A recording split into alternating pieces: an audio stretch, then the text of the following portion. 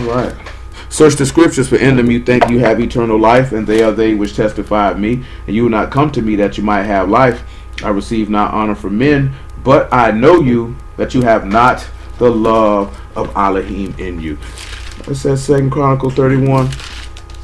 Let's use 2 Chronicles 29 and the beginning of Hezekiah, and we're going to look at one thing pertaining with Hezekiah, and that is the cleansing of the temple. One of the things that we dealt with on the Shabbat is we dealt with what it meant to seek Yah. Now, of course, their seeking of Yah is going to come after the purpose of the cleansing of the temple, but let's do it in the reverse fashion, because clearly Most High willing. We have emergence coming up, which is symbolic of that, because you'll be doing the same thing. It's cleansing your temple. You know, when we talk about seeking Yah, what do we refer to? It's referring to one or two things, the barrage or the qadash. And what is those things?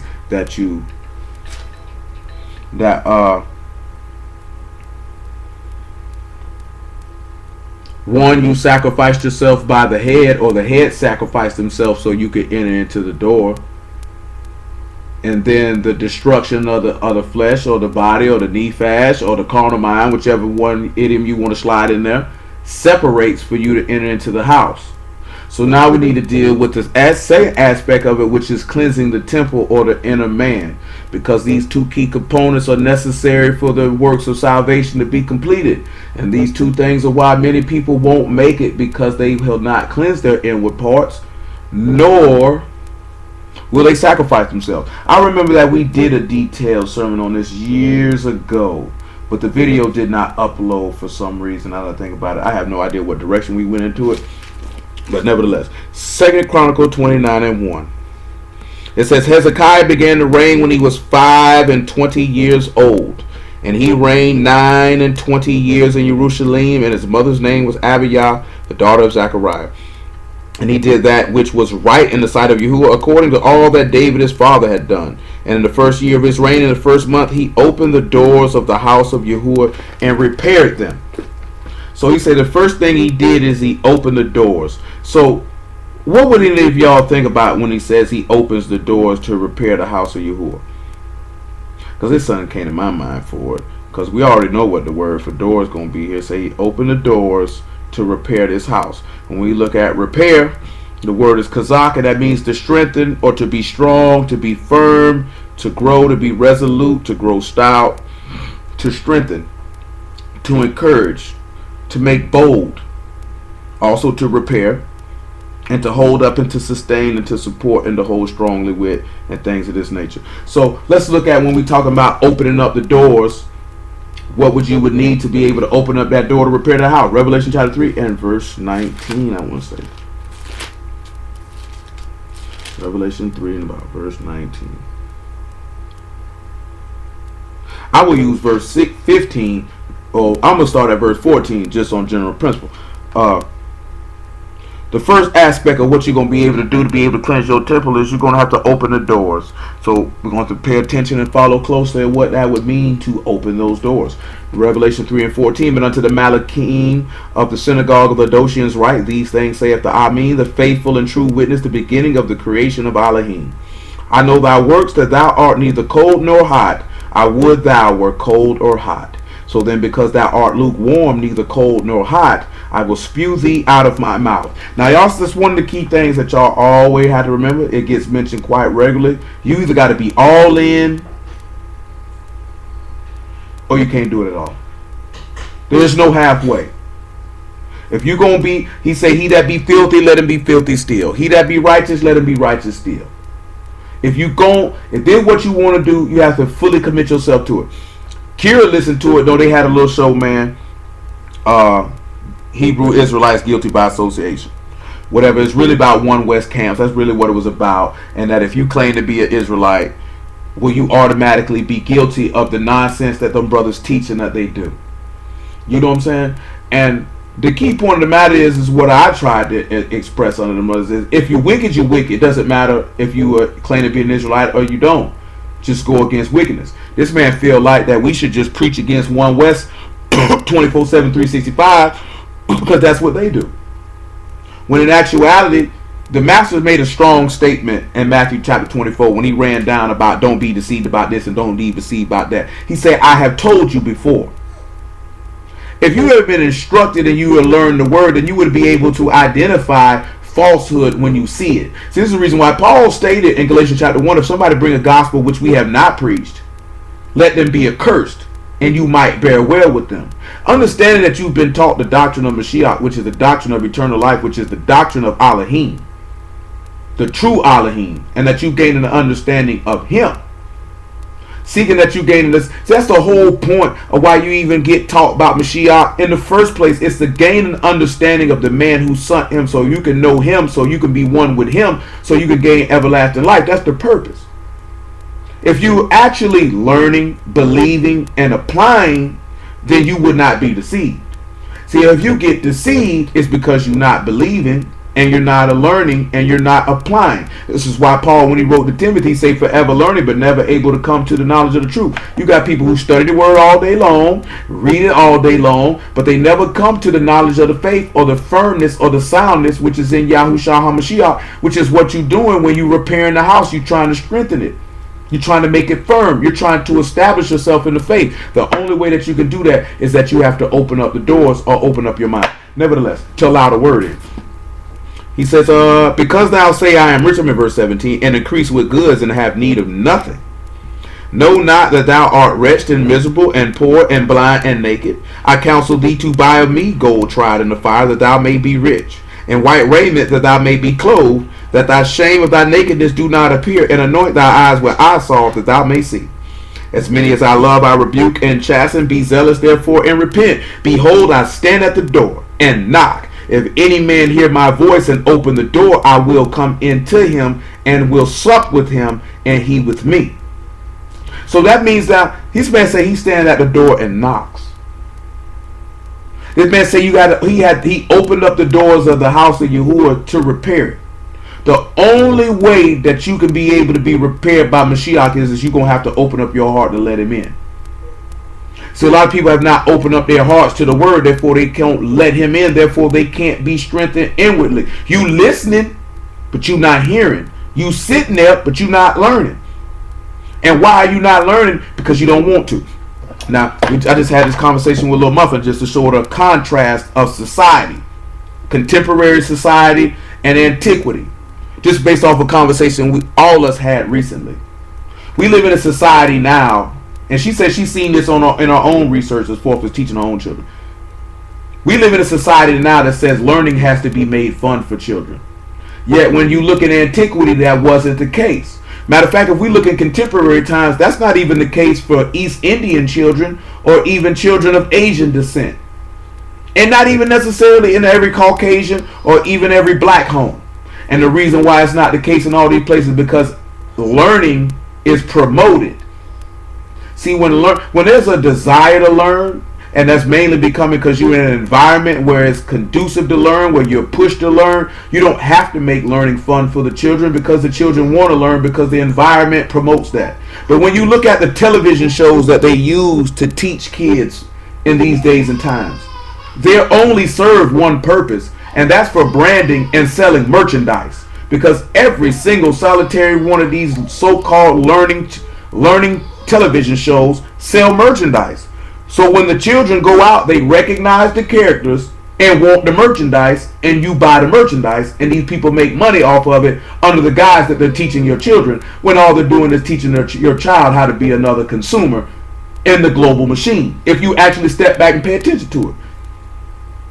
Because Lil Muffin she had Barney dolls and Baby Bop dolls and all this crap. Lamb chop and all this crap. T-shirts and all of that.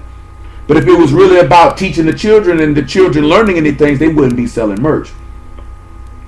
They wouldn't be making movies and all these extra videos for you to buy under the guise that we're teaching your children.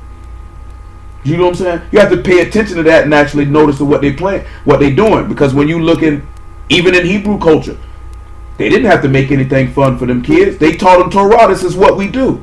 And if the parents were on that, then it would be quite naturally that hopefully the child would follow in that same aspect. We know Proverbs 22:6 say, train up a child in the way that they should go and they should not depart.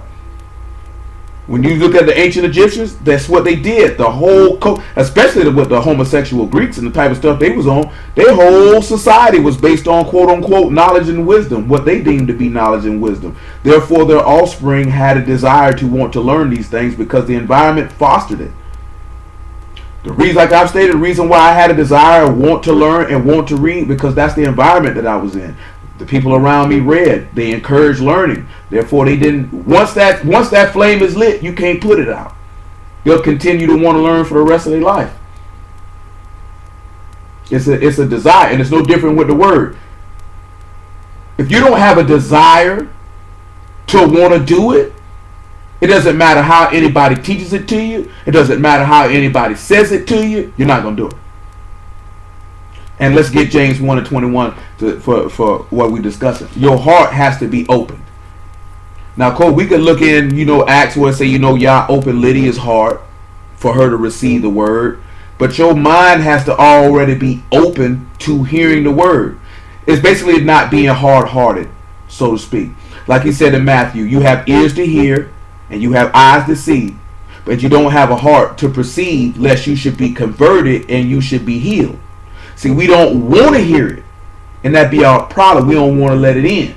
And after we look at this, goodness Greek, after we look at James 1 and 21, and make it verse 18 actually, we'll look at Ezekiel 36 and 26. And I guess I can work the point in to what I mentioned to them brothers that went over his head. Because that's the purpose of the new covenant, was to cleanse you of your iniquities, so that you could be able to repair that house, so you could be strengthened. This is Mashiach's whole duty and job. We talk about that when we talk about seek his strength continually. When we were talking about that, seek Yahuwah's face and seek his strength continually. Seek the state continually. Seek self-sacrifice continually. But you got to be able to. He said, if he knock and you open the door, he'll come in unto you. You have to open the door, and then he can repair your house. If you don't open the door, he can't repair it. See, we don't be wanting to open the door. That's why I mentioned that about them hurricanes. It's got to be hard. It's got to be man-made. Satan got to be sending them. Yah forbid he sent them. We could go in the book and show you that he's sending them. Because then it would cause you to have to consider your behavior. Consider your faith. How strong is your faith really? How diligently do you seek him? Are you diligently destroying yourself to separate yourself so you can enter into the house? Are you allowing the head who destroyed himself, to allow you to enter into the door? Because that's how the doors are open, is through sacrifice. That's how the house is repaired, is through sacrifice. Who gonna make the sacrifice? James 1 and 18. Make it verse 17. Every good gift and every perfect gift is from above and come down from the Abba of lights, whom is no variableness, neither shadow of turning. And all that meaning is, ain't nothing gonna stop y'all from doing what he say he gonna do. He gonna do exactly. He say his word will not come back unto him void. It will prosper in the thing of where he sent it to. If y'all want something to be accomplished, ain't a force on this earth that can stop it. Period. Of his own will beget us with the word of truth, that we should be kind of the first fruits of his creatures. Wherefore, my beloved brethren, let every man be swift to hear, and slow to speak, and slow to wrath. For the wrath of man work not the righteousness of Elohim. Wherefore, lay apart all filthiness and superfluity of naughtiness, and receive with meekness the engrafted word, which is able to save your souls. So you're going to have to be able to open that door for that engrafted word to come in and save you. It goes beyond just sitting there learning. It goes beyond just sitting there reading. If you have not have a strong desire, as it says, let's look at that with Ezra. Ezra 7 and 10. I mentioned something else. I can't remember what it was.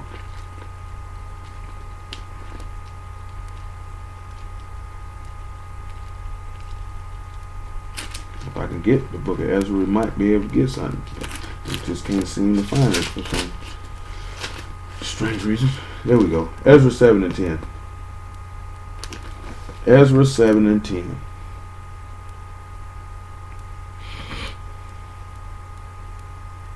And it says, for Ezra prepared his heart to seek the Torah of Yahuwah and to do it, and to teach in Yasharah statutes and judgments, And again, when we look at that word prepared, it's that kun, and it's to be established, to be firm, and to be stable, to be directed aright, to prepare or to make himself ready. He had them settled in his heart that this is what he was going to do.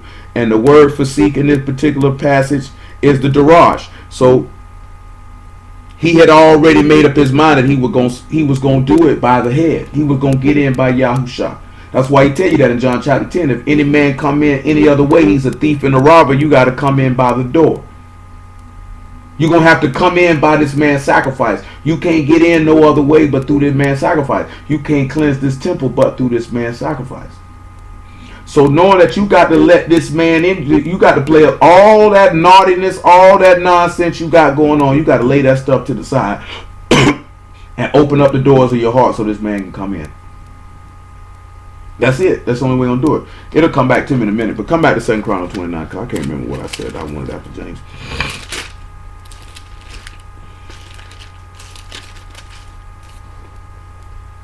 And we're in verse 4.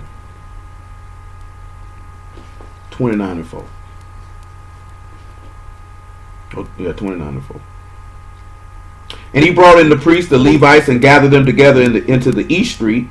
And he said unto them, Hear me, ye Levites, sanctify now yourselves, sanctify the house of Yahuwah Elohim of your fathers, and carry forth the filthiness out of the qadash place. Now let's look at that. He said you need to remove it. Now we just read that in James 1. He said you need to lay aside the superfluity of naughtiness. Now we know that Levi means to be joined. So if you want to be joined to Yahusha, you need to take that filthiness out of that set apart place. You need to remove it. That's what it was. Ezekiel 36 and 26. Praise the Lamb. That's what I wanted. Let's get it right now.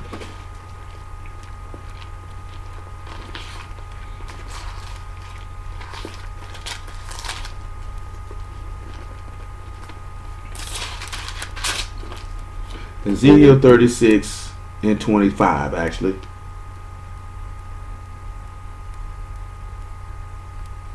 Make it 23. Ezekiel 36 and 23. That's the one, and then we go and you know some of this stuff gonna be somewhat redundant, but it's Wednesday, so we kind of keep it basic and kind of keep it quick, so to pull into the Shabbat, and we'll have to work out our logistics on that. You need to get all the filthiness out of that set apart place, which is your heart.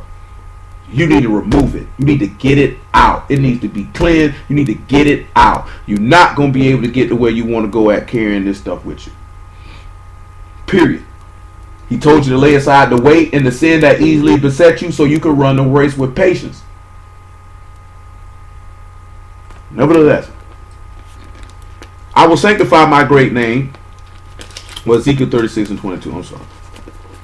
Therefore say unto the house of Yasharal, Thus saith Yahuwah Elohim, I do not this for your sakes, O house of Yasharal, but for my Kadesh name's sake, which you have profaned among the heathen, whither you went. Remember what the master said, I think in John chapter 12, right before he got ready to die. He say Kadesh Father, you know, he say Abba sanctify you. Matter of fact, let's grab it, because I already see I'm quoting it wrong. I don't even want to do it. John chapter 12, about verse 23. And we'll come right back to Ezekiel 36.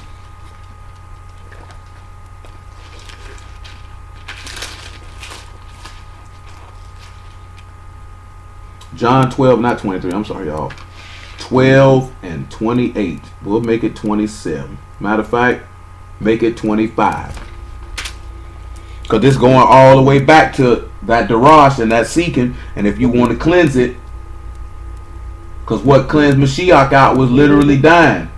Because his blood is what cleansed us. So if we want that house to be cleansed and we opening up them doors so it can be repaired, it's things that we have to do.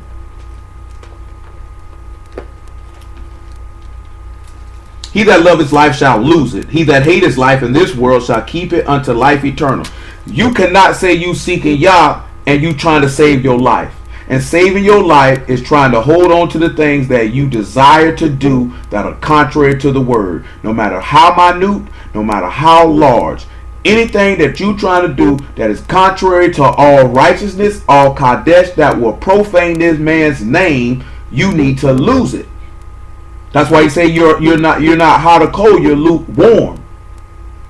You have to choose what you gonna do. You can't do it how you want to do it, or do what you feel like you would like. This, it's like I told a brother this earlier today.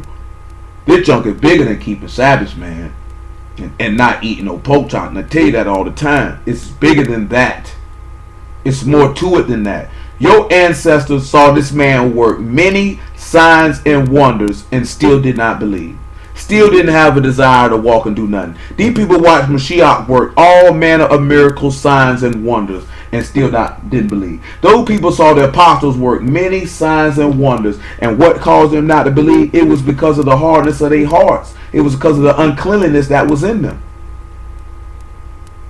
We know what did man say, what defile a man. You got to look at the stuff which is in you, which is causing you to be unclean.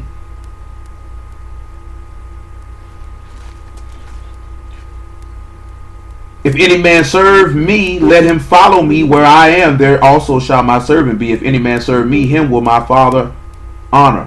Now is my soul troubled. What shall I say? Father, save me from this hour. But for this cause came I unto this hour. Father, esteem thy name. Then there came a voice from Shamahim saying, I have esteemed it and will esteem it again. Come back to Ezekiel 36. Why do we read that? Because we know with Hamashiach's sacrifice, it caused the Father's name to be esteemed, because we profaned it wherever we went at. This is why we always mention about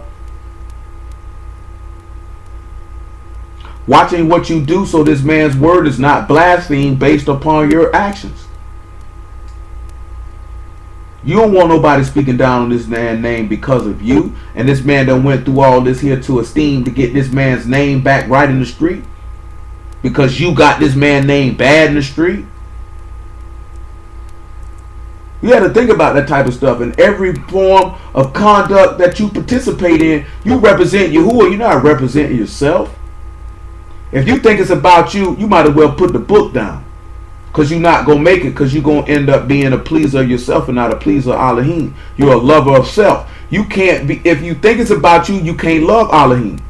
That's impossible, because if you're a lover of self, you will always come first. Yah will always come second.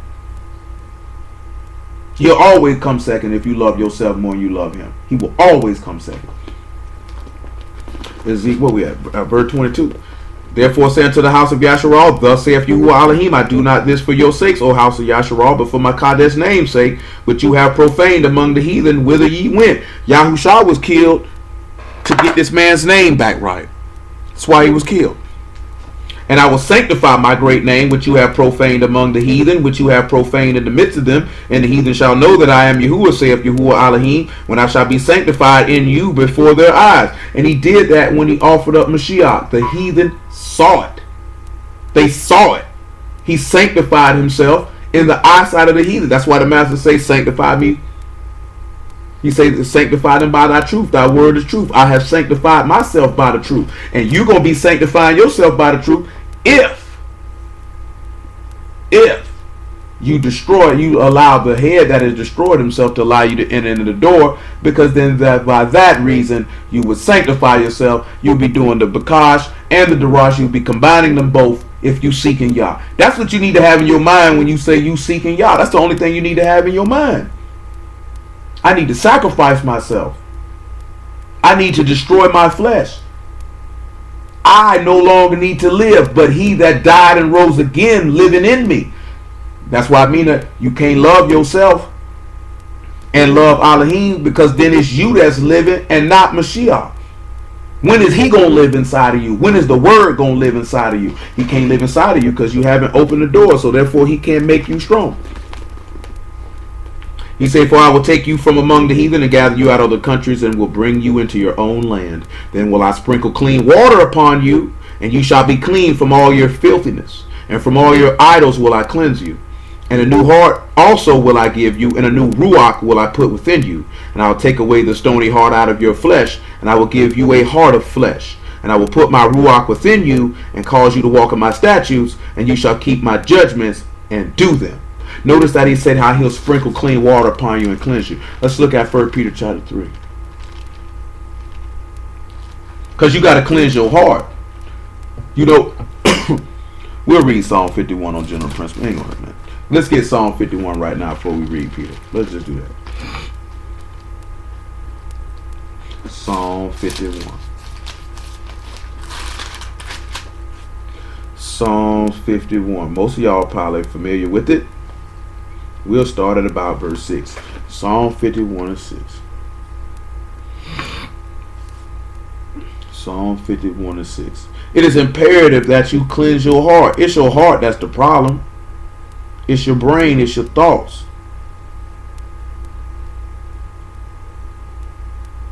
That's what the problem is. The minute you get them right, you'll be right. The man thinking so he is. Guard your heart, for the issues of life emanate from it. Behold, thou desire truth in the inward parts, and in the hidden part thou shalt make me to know wisdom. Purge me with hyssop, and I shall be clean. Wash me, and I shall be whiter than snow. Make me to hear joy and gladness, that the bones which thou hast broken may rejoice. Hide thy face from my sins, and blot out all my iniquities. Create in me a clean heart, O Elohim, and renew a right ruach within me. He said, I need you to create a new heart in me. I need you to create in me a clean heart. He said also that he will purge me and I shall be clean. Well, let's matter of fact, since we taking that track, Isaiah 1 and 16, make it about 1 and 12. Y'all know what Psalm 119 and 9 say. It say, how can a young man take heed according to thy word? Say, how can a young man cleanse his way? But by taking heed according to thy word. What did Ephesians tell you? That he sanctified it and washed it by the washing of the water of the word, that he might find it a blameless house without spot, wrinkle, and blemish. See, a lot of brothers, some of our brothers who believe that you don't got to get immersed. Oh, you ain't got to be. You got to, you get immersed outward, but the immersion means nothing if your heart has not been washed. And you wash your heart or your mind with the word. Some of us spend so much, and that's why I was mentioning that beforehand when we were talking about the healthy eating and all that stuff, because ain't nobody, that'll just be like me saying I'm against you bathing and grooming yourself and things of that nature. All that stuff is good and lovely all the way around, but if you don't do it inwardly, it's for nothing. Yeah, you could get immersed if you ain't took that word and washed all that wickedness out of your mind and out of your heart. Your immersion was for nothing. You know what I'm saying? You can eat as healthy and exercise as diligently as you so desire. But if you have not exercised godliness in your inward parts, it's all for nothing. If you're not healthy spiritually, it's all for nothing. You always got to remember that. The master said, clean the inside of the, and we're going to read it. Clean the inside of the cup. I forgot where I was going. Isaiah chapter 1. Hello? Yeah, I hear you, dog. 1 and 14. Okay. Matter of fact, 1 and 12. It ain't gonna kill nothing. Matter of fact, 1 and 11. And after we clip this 1 and 11, we go to Hebrew chapter 9. And more than likely, y'all will, and we'll continue this chapter 29 on the Shabbat. But notice he told them to cleanse, take all the filthiness out of the qadash place. All that filthiness you got in your heart, you need to get that stuff from up out of there, because he opened up the doors to repair the house. And after he opened up the door to repair the house, he told the Levites, get all that filthiness out the set apart place. So if you're going to open up your heart to receive the engrafted word, which is able to save your soul, which is able to make you strong because you seeking Yah, you need to get that filthiness up out of that set apart place. It needs to go. Whatever, and we're going to look at some of this stuff, man. Y'all familiar with it, but we still got to look at it. 1 and 10, matter of fact. Hear the word of Yahuwah, you rulers of Sodom, and give ear unto the Torah of our Elohim, you people of Gomorrah. To what purpose is the multitude of your sacrifices unto me, saith Yahuwah? I am full of burnt offerings of rams and the fat of fed beasts. I delight not in the blood of bullocks, or of the lambs, or of lambs, my apologies, or of he-goats. When ye come to appear before me, whoever required this at your hand to tread my courts? This man say, when you come to appear before me, who told you to bring this stuff with you? That's what he wants to know. And the reason why I'm focusing in on that statement on that right there, because it's kind of like what he said in Isaiah 58. You commit these sacrifices, you do your little fast, and then you come before this man and you say, you ain't seen me when I was fasting. You didn't pay attention to it. And the word in this verse is ramas, and it literally means to oppress. So he say when you bring this stuff, you oppressing his courts. You oppressing in his house. Well, how are we oppressing? Because we're committing sin and rolling in sin. Remember, he that commits sin is the servant of sin. Surely oppression make a wise man mad. You know what I'm saying? All your lifetime you were subject to bondage by him who had power over death. And when we look at that oppression, meaning you thinking you keeping the Shabbats and you ain't eating swine and you keep the feast days and you swear you straight. Look at these sacrifices I done brought. Look what I came and bring. But you got oppression going on. And the man say, who asked you to bring this to me? Because you thinking you making the sacrifice by doing this, but you haven't done the sacrifice that the master mentioned in John 12, which was to give your life up for his sake. So you could gain it. Because to lose your life is to sacrifice every single solitary thing that you want for what Elohim has promised you. Because he gave his life up for the promise of Elohim, not for his own desires. That's what true sacrifice to Elohim is about. Giving your entire life up for him and letting him direct and guide your steps. That's why Paul say, I no longer live, but he that died for me and rose again lives inside of me. That's what hinders us. We're not allowing him to live inside of us. We trying to live, and you trying to call yourself let him live, and that's why you have the battle within, because your flesh is fighting and you allowing your flesh to beat the Mashiach up the way he can't reign in you, because you don't want him to reign. You want what you want, and you want him at the same time. You got to choose. That's why he say you're not hot or cold, but you lukewarm. He say, since you're not hot or cold, I'm going to spit you out of my mouth. So you either going to let Hamashiach reign inside of you, or you're going to do what you want to do. But you can't have both. 1 and 13. Bring no more vain oblations. Incense is an abomination unto me. The new moons and Shabbats, the calling of assemblies, I cannot away with. It is iniquity, even the solemn meeting, even your feast. Because that's the point of what I just stated. Because you oppressing. You sinning. You doing each other wrong. When you think ain't nobody looking, you doing what you want to do. Because that's what Yasharal used to like to do. You know what I'm saying? People looking, I'm going to do right. Ain't nobody looking, I'm going to do what I want to do. We can't be like that. Hello? Hello? Verse 15. And when you spread forth your hands, I will hide my eyes from you. And when you make many prayers, I will not hear. Your hands are full of blood. And see, that's our problem. Our hands are so full of blood because they haven't been cleansed. Look, so the next thing he tell you after that. Wash you, make you clean, put away the evil of your doings from before my eyes, and cease to do evil.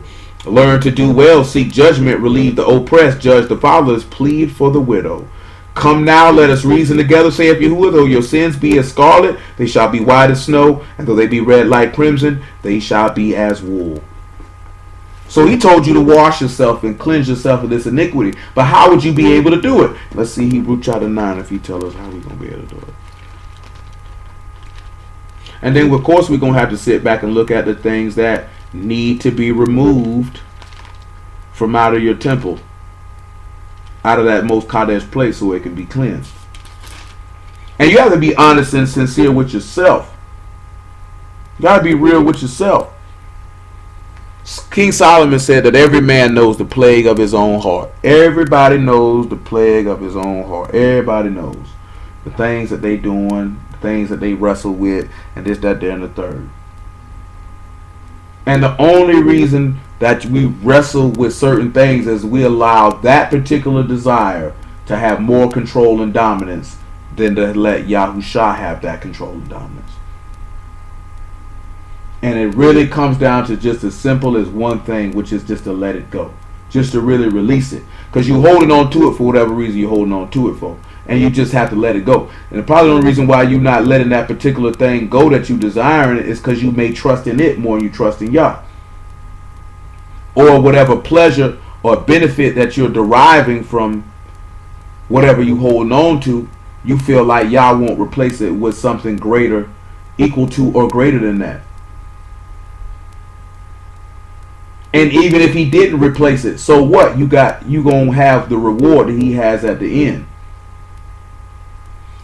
A lot of times we really just don't have that much. I was just talking to a brother about that. Just like I said in Psalms, we don't trust his salvation.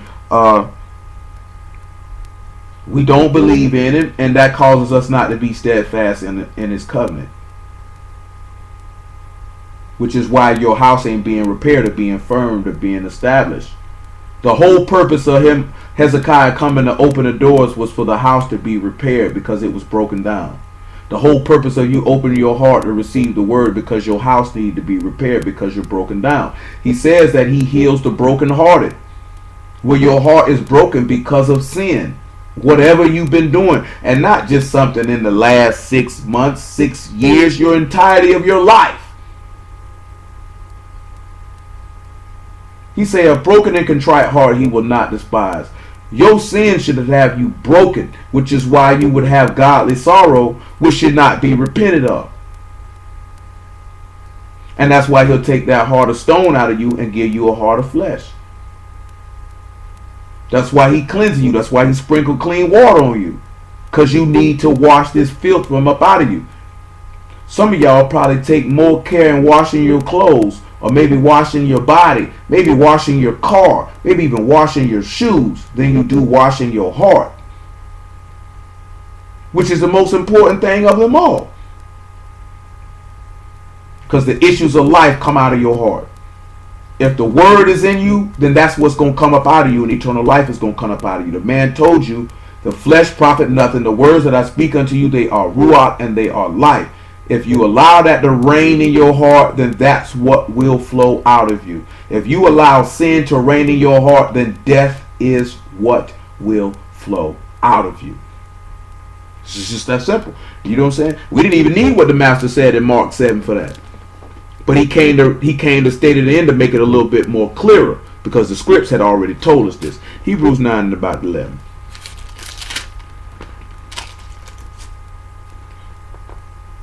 Make it 10, I suppose. I'm actually going to have to use verse 8. The Ruach HaKodesh, this signifying that the way into the Qadash of all was not yet made manifest, while as the first tabernacle was yet standing. As we see, he telling the Levites to clean the most Qadash of all. But that particular way had not been made manifest while that first tabernacle was standing. Which you ain't even sit back and realize that, okay, boom, we look at it in this aspect. And what is this, 8:37? In John chapter 14, the master say in verse 6, he said he's the way, the life, and the truth. No man can come to the Father but by him. That's what he said. Hold on. All right, I got you, man. So, you got to mute your phone because you got an echo. I'm blaming you on my car. I'm saying because I can speak in my car. Yeah, I mean, you can still be able to mute it because I can mute mine in my car. Or just mute it on your headset, on the phone itself. You hear me better? Yeah, it's just the echo going to be kind of hard for the other people. Oh, I did not know that. No doubt. No, you good. You ain't echoing now, though. Yeah, because I took it off. Yeah. So, how's this day going, by the way? It's all right. Hold on. Yeah, I got a question. Hold on. You're going to have to hold that. Not necessarily a biblical question, you feel me? Yeah, you're going to have to hold that because we going through the word right now, so you're going to have to hold that till we finish. Oh, yeah, Wednesday. I usually watch y'all on YouTube, you know what I'm saying? Yeah, you good. I wait till, I usually work on it. So when he say he the way to the most Qadash of all, and while remember that Mashiach said in John chapter 2 that destroy this temple in 3 days, destroy this temple and I'll build it again in 3 days.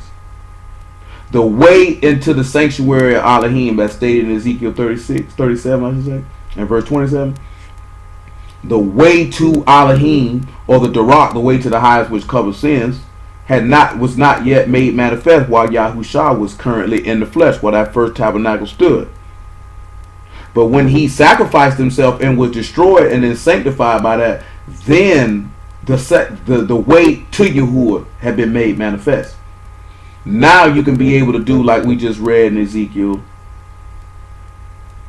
to cleanse yourself. Like we just read in Isaiah, to cleanse yourself. Because your hands are full with blood. Because you carrying your sins, you can't get them off. The bulls and goats couldn't get them off.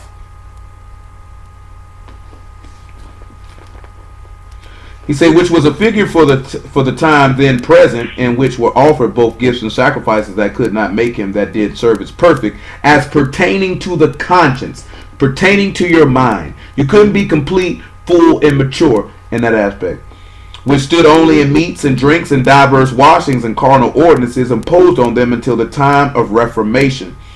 But Mashiach, being a high priest of good things to come by a greater and more perfect tabernacle, not made with hands, that is to say, not of this building, neither by the blood of goats and calves, but by his own blood, he entered into once the qadash place, having obtained eternal redemption for us. For if the blood of bulls and of goats and the ashes of a heifer, sprinkling the unclean, sanctified to the purifying of the flesh, how much more shall the blood of Mashiach, who through the eternal Ruach offered himself without spot, the Elohim, purge your conscience from dead works to serve the living Elohim. So you got to ask yourself, if you say you don't accept this man's blood, then this man's blood should be washing that inner sanctum, or that you done removed that filthiness because you washed it with the blood, and you should no longer be doing dead works. If you're still participating in dead works, it's because you haven't took this man's blood to cleanse you. Because you mentioned that heifer is fourth is in the law with the red heifer. The sprinkling of the blood of the red heifer made you clean when you were, could have made the people clean when they were unclean. Fourth is an offering of a sacrifice, which you should have already caught that when he said, even though your sins are as scarlet, they shall be as wool, because they put the scarlet robe on him. So you have to allow this word to come in and wash your. See, look at this here. Let's look at 1 Peter. We had mentioned it earlier. Now we can slide to it based on the statement that Peter made, based on what we're speaking on at this very exact moment. 1 Peter chapter 3 and verse 18. You just got to allow the word to cleanse you. Cleanse your mind.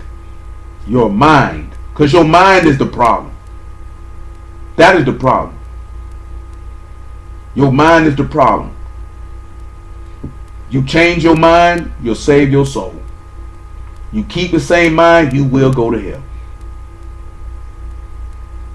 You can't think how you always been thinking. You can't do how you always been doing. And the reason why you're doing how you always been doing, because you still think the way you always been thinking.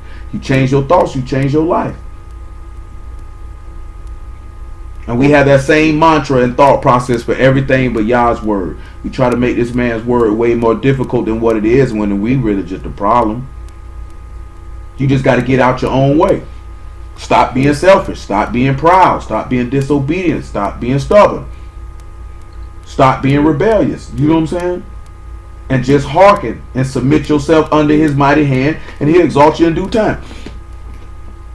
He said, for Mashiach also have once suffered for sins, the just for the unjust, that he might bring us to Elohim, being put to death in the flesh, but quickened in the Ruach, by which also he went and preached unto the Ruachs in prison, which sometimes were disobedient, when once the long suffering of Elohim waited in the days of Noah while the ark was preparing, wherein few, that is, 8 souls, were saved by water. The like figure whereunto even immersion doth now save us, not putting away the filth of the flesh, but the answer of a good conscience towards Elohim by the resurrection of Yahushua HaMashiach. He said not to put it, because you're not going to put away the filth of the flesh. That filthy flesh is always going to remain, but you cleanse the inward part of that temple. See, let's look at Sunday Matthew 23. And after we look at this Matthew 23, we come over here to Galatians chapter 2. That's what you got to do. It's not, I'm talking about this, the steps of getting to where you need to be at are very, very simple. As far as time is concerned, y'all know what Mark chapter 7 tell you about. It's not what go into a man that defiled him, but what come out? The blasphemies, the disobedience, the lust, the fornication, the adulteries, the evil eyes. You know what I'm saying? As the works of the flesh tell you, the heresies, the maliciousness, the spitefulness, the being. All these things are what's defiling you, and all of these things are what needs to be removed from out of the qadash place. Because all these things are resting in your heart. That's why he say it ain't what go in, it's what come out. These are the things that are in you. Cast them out.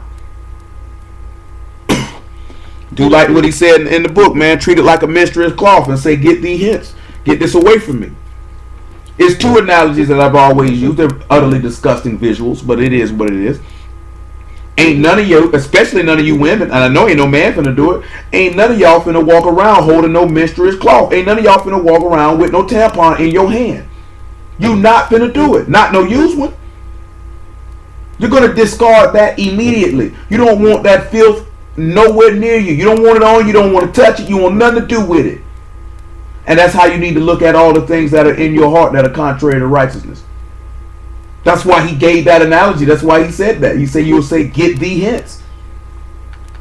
You got to look at it in that same aspect. Ain't just like when Paul said he treated as dung. Ain't not near one of you gonna sit back, take a dump, look in the toilet, stick your hand in the toilet, and pull that poop out. Ain't none of you gonna do it. You gonna flush that toilet and you gonna let it slide to where it need to slide to. Because you don't want nothing to do with that. And that's how you have to look at all the things that are contrary to Elohim. You got to look at it in the same way. You can't look at it any different. That's what, and we're going to pull the verse with the menstruous cloth in a minute. That's why he used that terminology. So you could be disgusted by it. At the thought of it. The same way you disgusted at that, you should be disgusted at sin and any thought and any ideas and pleasures, anything that's contrary to the word of Elohim. You should look at it the same way. Matthew 23 and about 25. He said, woe unto you, scribes and Pharisees, hypocrites, for you make clean the outside of the cup and the platter, but within they are full of extortion and excess. Thou blind Pharisee, cleanse first that which was within the cup and platter, that the outside of them may be clean also. Woe unto you, scribes and Pharisees, hypocrites, for you are like unto withered sepulchres, which indeed appear beautiful outward, but are within full of dead men's bones and of all uncleanliness. Even so ye outwardly appear righteous unto men, but within you're full of hypocrisy and iniquity. Get rid of the lawlessness, i.e. the idolatry. Get rid of it. Get rid of the uncleanliness. Cast it out from amongst you. This man is telling you to cleanse the inside of the cup. Cleanse that most qadash place. Same thing that Hezekiah told them Pharisees. You could told them Levites. You could see Hamashiach telling them Pharisees the same thing. Cleanse the most qadash place. Clean it out. Clean it out. And we need to follow suit. We need to clean it out. Let's go to Isaiah chapter 30, probably about verse 19. And after that, we will look at Mark chapter 7. It's better for you to hear it off the page. I got 13 minutes.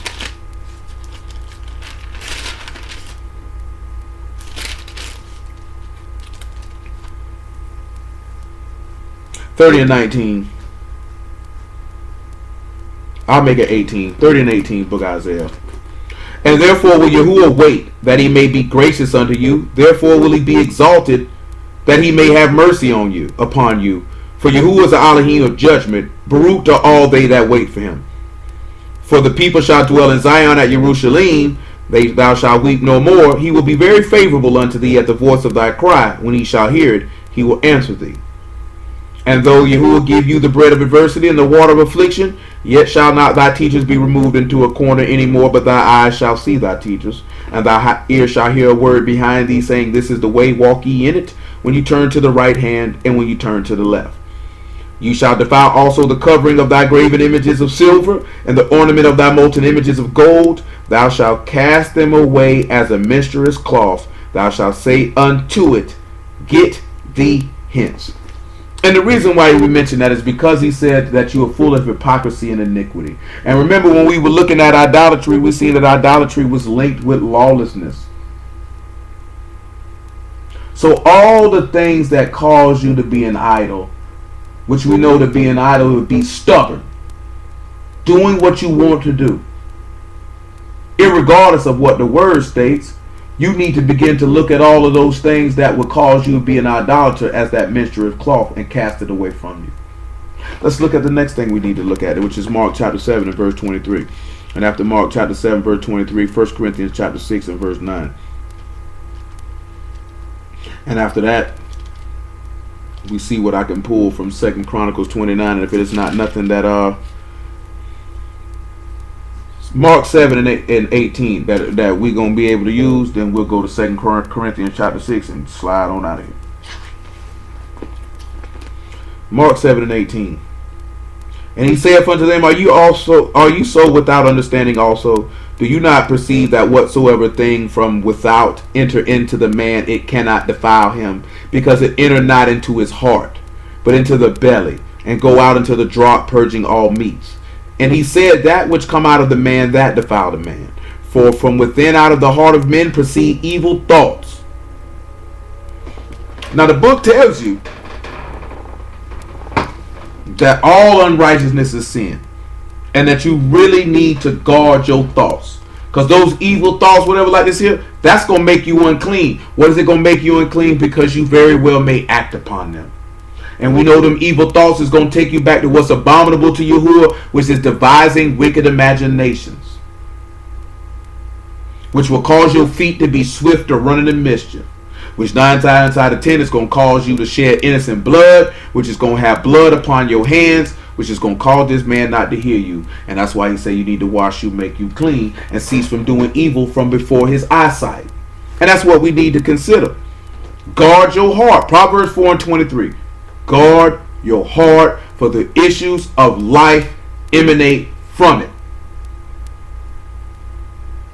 You catch yourself thinking crazy, you need to bring them thoughts into captivity to Mashiach. You need to go talk to somebody, or you need to go pray. And probably need to pray first. And then you need to go talk to somebody. You know what I'm saying? Because you need to get self-control. That's probably the biggest hindrance for the salvation of many, is a complete and total lack of self-control. You know what I'm saying? You got to have self-control. You have to be able to control yourself. If you can't control your desires, how are you going to be able to be saved? How are you going to be able to show that you're a disciplined soldier of the living Elohim? How can you even show yourself to be a son or daughter of the living Elohim when he is a disciplined man? He can control himself. You don't read too many times where this man wanted to kill everybody and he controlled himself and didn't do it. So we have no excuse.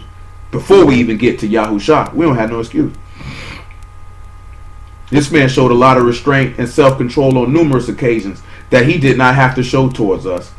We might want to be a little bit wiser in our doings. Nevertheless, he said, from within out of the heart of men proceed evil thoughts, adulteries, fornications, murders, thefts, covetousness, wickedness, deceit, lasciviousness, an evil eye, blasphemy, pride, foolishness, and all these things come from within and defile the man. You know, in the book of Samuel, it says that, you know, as the ancient proverb said, wickedness proceed from the wicked. So if you no longer want to be wicked, then you know what needs to be proceeding from you. Righteousness proceeds from the righteous. The book does not say that, but you know what I'm saying. We're just using the converse to that verse. If you want to be righteous, then righteousness needs to emanate from you. You don't have to be wicked. You're choosing to be wicked. You don't have to be disobedient. You're choosing to be disobedient. Because faith is not an emotion, it is a choice. It is a choice that you believe what this man says, tend to stand boldly and firmly upon that word. It's a decision that you've made. That you trust the speaker of that word. Wickedness is a decision that you have made. Disobedience is a decision that you have made. You have made a choice to go against the living Elohim. You have no one to blame but you when the consequences fall upon your head. I need Galatians chapter 2 one time. I did call for that. About verse 16. And then we'll see what we got in 2 Chronicles.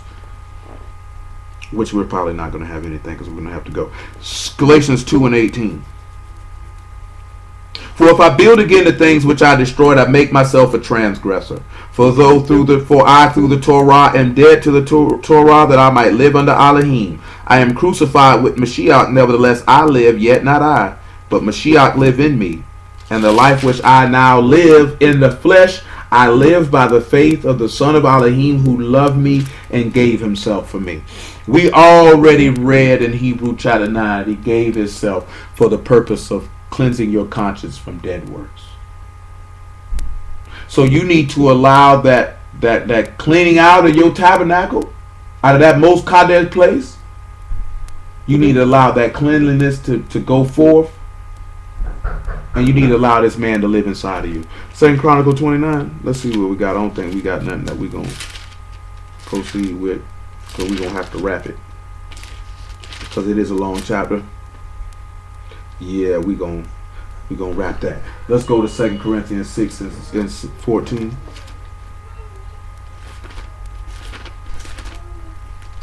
And we'll just run it all the way to the first verse of 2 Corinthians 7 and start from there. Be not equally yoked together with unbelievers, for what fellowship have righteousness with unrighteousness, and what communion have light with darkness, and what concord have Mashiach with Belial, and what part have he that believe with an infidel, and what agreement have the temple of Elohim with idols? Hello, Pi. Yeah. For ye are the temple of the living Elohim, as Elohim have said, I will dwell in them and walk in them, and I will be their Elohim, and they shall be my people. I went to the gym. Okay, baby, I see. So, knowing that you the house of Elohim and you need to cleanse the house of Elohim, so therefore that he can dwell in the house of Elohim, knowing that he dwelt in the house of Elohim by reason of the Ark of the Covenant being in the house with the mercy seat on top of the Ark of the Covenant, knowing that the new covenant is symbolic of his Torah being in your heart and in your inward parts, meaning Mashiach is sitting in your qadash place, or the Ark of the Covenant is within you by way of the Ruach HaKadash. You need to cleanse it so that he can bring it in. Wherefore come out from among them and be ye separate, saith Yahuwah, and touch not the unclean thing, and I will receive you, and will be a father unto you, and you shall be my sons and daughters, saith Yahuwah Almighty. Having therefore these promises, dearly beloved, let us cleanse ourselves from all filthiness of the flesh and ruach, perfecting qadash and the fear of Elohim. And most High willing, we'll get into that, y'all willing, on Shabbat when we go into deeper aspects of what's in that chapter. But knowing that we had these promises, open the doors of the house so that Yahuwah can repair it, to strengthen it, to break it firm, to make it established, and then all the filthiness in that set apart place, take it out so you can be cleansed. But hallelujah for Yahushua and the word. We start right there. Y'all understood all